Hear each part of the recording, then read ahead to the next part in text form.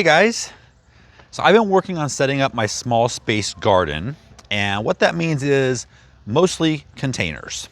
And because I've had some issues with bindweed and Bermuda grass in the vegetable garden, I'm actually going to be expanding my small space garden, not by size, but I'm going to try to be fitting even more containers into it while I figure out and deal with the weed issue in the main vegetable garden.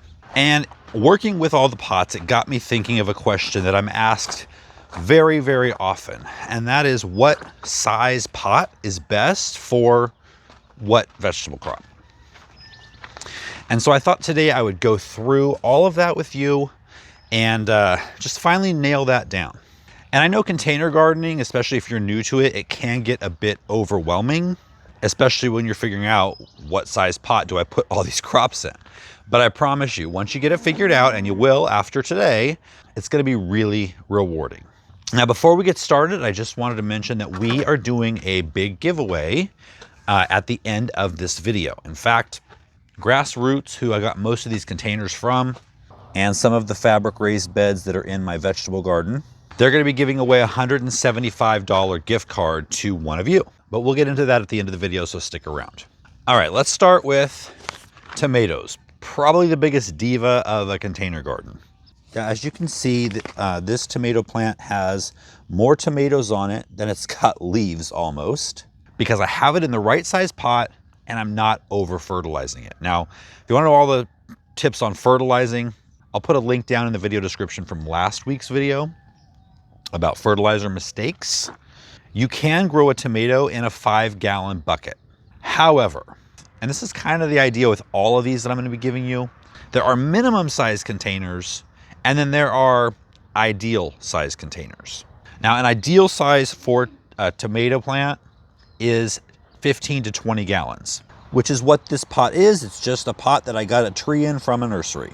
And the reason I say there are minimum requirements and then there are ideal requirements is because the more soil you have in a pot, the easier it is to regulate the moisture and the nutrients in that pot. Small pots dry out faster and they leach nutrients faster. Plus, when you're growing something that needs a stake or a cage, you just want enough soil in there to be able to put the stake in and have it be anchored to something, right? A little tiny pot's not going to do that. And a little pot is not going to have the weight with the soil in it to be able to keep it from getting top heavy when these plants get big. All right, next up is peppers. And peppers are not as big a divas as tomatoes when it comes to growing them in containers. In fact, you can get away with 3 to 5 gallons. Now, I've got 2 peppers here in a 7-gallon grow bag or fabric pot, depending on what you call it. I grow peppers in pairs, pretty close together.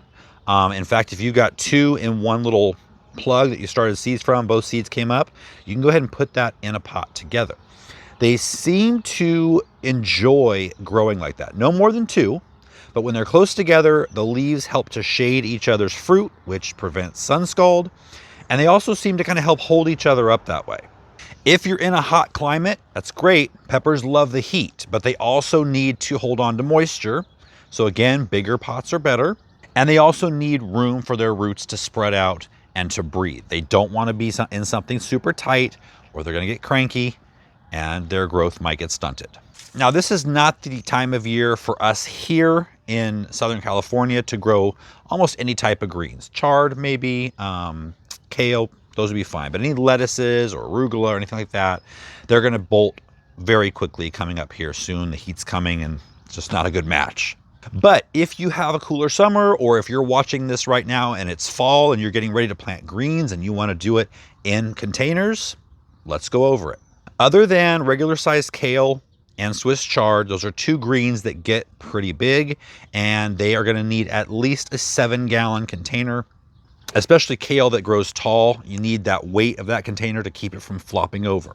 But for most greens like arugula, lettuces, some of the smaller Asian greens, you can get away with a really small pot.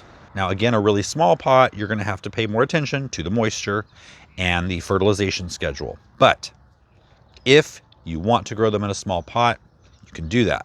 Most of those types of crops only need about 6 to 8 inches of soil. So a small bowl, a trough, Reusing gallon-sized pots from the nursery or something like this, those would all be great for those type of greens. But you also want to remember, if you're working on size and not necessarily budget, a bigger pot is going to be able to grow more lettuce than many small pots, because you've got the space between the pots that isn't accounted for with small pots. Whereas a 20-gallon size pot like this, you can grow a lot of lettuce in there. Greens like cool weather, consistent moisture. So if you're growing in small pots, again, you got to keep an eye on those during hot weather, and you might want to move them more into the afternoon shade to just keep them going a little bit longer. And if you harvest them right, you can grow several rounds of lettuce in a small pot. You want to use the cut and come again method, which means don't cut it off at the base. You can either pluck the leaves around the edge, or you can leave about 1 inch and just cut the whole thing off, and then that will grow back and you'll have another cutting from it later, and you can get 2 to 3 harvests out of one lettuce plant that way.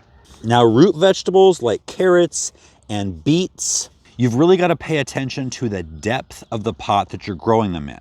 You're going to want something for the most part, about 12 to 14 inches deep. So we're not talking in gallons necessarily, but you want deeper pots, because guess what?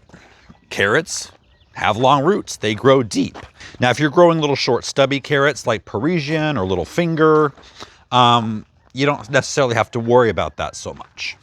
But longer varieties like Danvers and Nantes, you want to make sure that you read the seed package or the description on the website or wherever you get it in the catalog and see how long those carrots are, and just make sure that your pot is a couple inches deeper than that. Also, you don't want to add too much nitrogen to the pots of carrots especially, and no manure in those pots at all. Those two things can make carrot roots fork and get twisted and weird and sometimes obscene. And always use loose, well-draining soil, no rocks, no little stones. Those will also make carrots fork. All right, next is cucumbers. Now, I've got my cucumbers growing in my green stock. I've got lots of things growing in this green stock actually. But don't be fooled by the small looking nature of the pockets on the green stock. That's not the only soil they have. In fact, the entire center of the green stock all the way down is full of soil. That's why you can get away with growing so much in such a small space, other than the fact that it's also stacked into a tower. But you can also grow them in a pot like this. You can grow them up a teepee, and they'll do great. Cucumbers are very prolific in pots. You can just, if you have the space, you can just let them ramble out of the pot onto the ground or into a path. You could get away with 5 gallons if you watch the watering, but again, bigger is better. And I think 10 gallons would let you be a little more hands-off and you get a better harvest that way. One mistake I made the first couple of times that I grew cucumbers in pots is not realizing once they're fruiting how much water they need. And they're typically fruiting in the warmest part of the year. So those two factors, a bigger pot is better, or keep an eye on the watering. In this 7-gallon pot is zucchini. Now, zucchinis do get big. They tend to want to trail through the garden. So if you're growing them in a raised bed or in the ground, you're gonna notice they kind of snake through the bed eventually as the season goes on. Now, in the ground and in pots, you might have noticed in this pot, I've got it planted against a stake at the edge of the pot. And you might never have seen a zucchini growing on a stake. We're not talking about like climbing winter squash. We're talking about a zucchini. If from the very beginning you train them and you tie them to that stake as they grow, you can grow a zucchini vertically. I'll put a link to a video I did all about this in the description. So for the reason that they take up a lot of water and nutrients and are big plants, you want as big of a pot as you can manage. This is a minimum. 7 is a minimum. You also want the weight of that pot if you're going to be growing them up a stake. Because guess what? When they're 3 feet tall and they got fruit on them, they're pretty heavy. The other great thing about growing zucchini vertically is it tends to attract more pollinators. You've got the flowers kind of more up in the air. They're not covered by all the leaves of the garden. And it also gets the fruit off the ground. So if you have any critters eating your fruit, if it's up growing on a stake, they tend to leave it alone. It's also great for helping control powdery mildew, which at least here, my zucchini get every year. But if you're growing them up a stake, it improves the airflow of the leaves and it can push that powdery mildew off by at least a month or two. Now, just so you know, you don't have to remember all this. So if you're taking notes, that's great, but you don't have to. All you have to do is go to our free growing guide and you put in whatever plant you're growing and it will tell you what size pot. It'll tell you everything about how to grow that plant, including how much water to give it depending on how you water. Soaker hose, drip system. It's just a no-brainer. So gardenguide.com, totally free. So we've got some herbs growing here in the green stock. I've got some parsley and some basil. And for the most part, herbs can be grown in smaller containers. 1 gallon, 2 gallon for the annual herbs, parsley and basil. When you get into the perennial herbs like mint, rosemary, those are going to keep growing for you if you live in a climate where you can do that. I think probably zone 8 and up. And so it's better to have those in bigger pots so they can grow into that pot and you're not going to have to be repotting them. Now, if you live in a climate that gets too cold, you can grow all of them in small pots. In fact, a lot of the Mediterranean herbs like rosemary and thyme, they're very drought tolerant. So you don't have to be quite as worried about watering a small container with those herbs as you would, let's say, basil. And while we're speaking of herbs and containers, one herb that you will always want to grow in a container, even if you have 5 acres of garden space, is mint. Mint, as soon as it gets into the ground, it will take over and you will be sorry that you ever planted mint. So keep it in a container, keep it contained. Now, we just spoke about beans and I'm growing my beans in this green stock. They're actually just new plants and they're already pretty productive. Now, this green stock has a lot of soil in it. As I mentioned, it's not just the little pocket that you see the plant coming out of. So beans would be great in a 7-gallon pot. If they're bush beans, you could probably fit 3 bush beans in a 7-gallon pot. If they are pole beans, meaning they need a trellis, you want to probably go to about a 10 or more gallon pot, again, to have some space for that trellis to be put in, and also to keep it from being top heavy. How about strawberries? Strawberries have shallow roots. I've got mine here, and I've got a whole tower in this green stock of strawberries, and they've been pretty productive this year. Now, the green stock's actually great for strawberries. When I had my strawberries in the ground, they were always attacked by pests. The pests would get every single one before I could. I have a much better chance of harvesting these without the pests getting on them when they're not laying on the ground and they're here up in the air. Just keep strawberries damp at all times, and containers are also great if you live in a cold climate. I think zone 5 and below, and they're going to freeze in a container. You won't be able to keep them like you would in the ground, but a container you can take into a garage or a greenhouse in the winter. So if you're feeling unsure about pot sizes, use this video or use gardenguide.com, and you're not going to have to feel unsure anymore. It's all spelled out right here for you.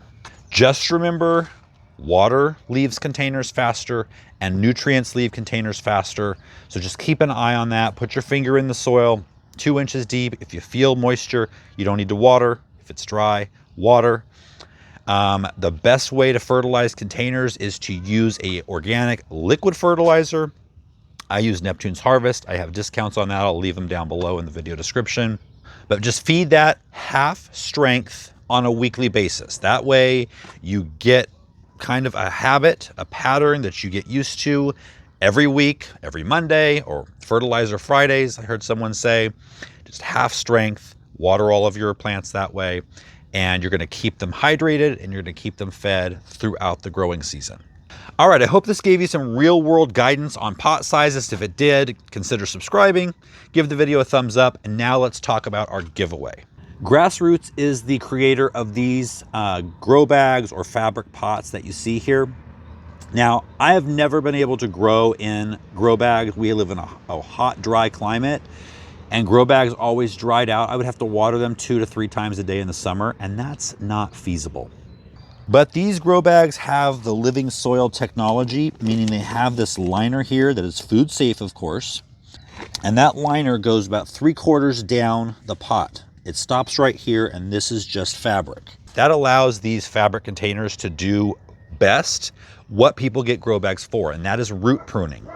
When roots touch the edge of the pot and they feel that oxygen there from the outside world, rather than in a regular pot, the roots just kind of coil around and strangle the plant eventually. If you've been to the garden center and gotten old plants, you know what that looks like.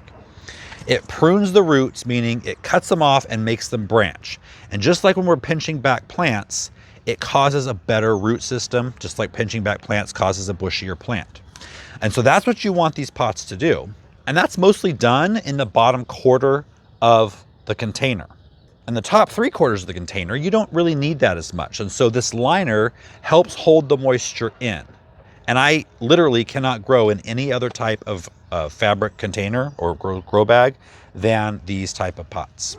And they're really affordable and they last, I know not forever, but I've been here 4 years this year, and I brought my 2 raised beds and some pots from our last house. So they're at least 5 years old and they have no signs of slowing down. They have no signs of needing to be replaced. So I think that's probably one of grassroots problems, is they make their pots last too long, but that's good for us. All right, so how do you enter the giveaway? First of all, I want to say that I haven't done a giveaway in a long time because every time we do a giveaway, scammers show up in the comments and they say, you've won, to almost everybody. Call this number. It's usually a WhatsApp number. And then they will try to scam you out of money by charging you some kind of high shipping charge to send you your prize. That's not how it works. When we have a sponsor, the sponsor pays for the shipping. They pay for everything. You don't pay for anything. So just to make it easier, we're going to do this a little bit differently. So there's 2 things to do if you want to enter for the $175 gift card to Grassroots. 1, comment on this video and let me know why you grow in containers or why you want to grow in containers. The second thing is there's a link in the video description. Click on that link, give us your email so that we will be able to contact you directly by email if you win. We will not be giving your email to anybody else. That stays with us. So that's all you have to do. Good luck. We're giving you 7 days. So on July 5th, this giveaway runs through July 5th. So if you're not seeing this on the day it comes out, that's okay. You've got a week, but on July 5th, we're going to randomly pick a winner and then we'll contact you by email to let you know you've won. All right. Good luck, guys. I'll see you next time.